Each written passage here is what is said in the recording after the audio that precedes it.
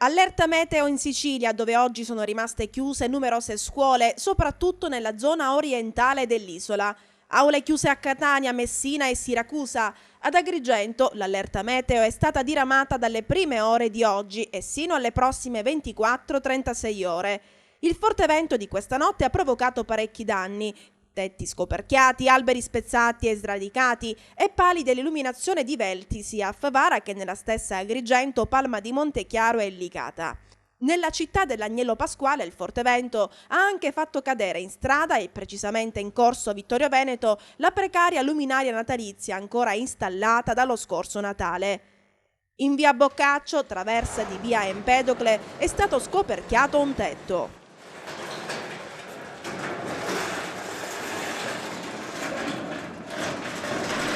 Anche in una casa di via Roma, condominio, dove un tempo sorgeva il cinema Manzoni, il tetto mansarda è stato letteralmente scoperchiato.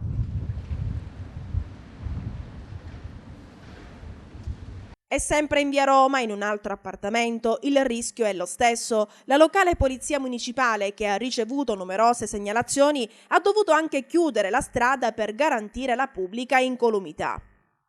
Nella via Giotto la bufera di vento ha anche permesso ad alcuni contenitori della spazzatura di muoversi tranquillamente in strada percorrendo metri e metri.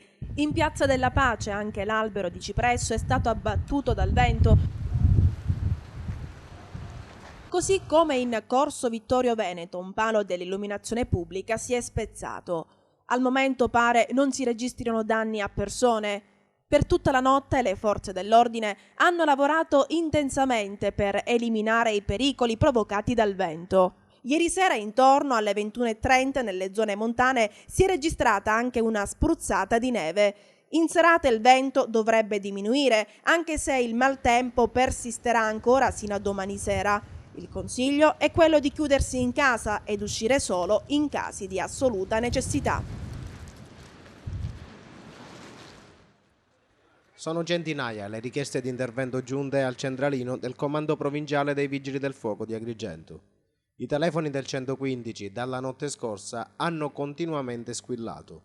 Diverse le squadre al lavoro sul territorio, alberi sradicati, insegne divelte e tetti scoperchiati sono i pericoli maggiormente segnalati ai Vigili del Fuoco.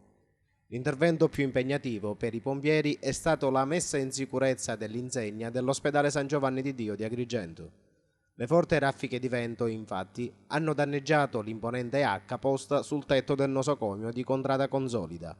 Sul posto, 2 squadre di vigili del fuoco hanno lavorato nonostante la furia del vento non sia ancora placata.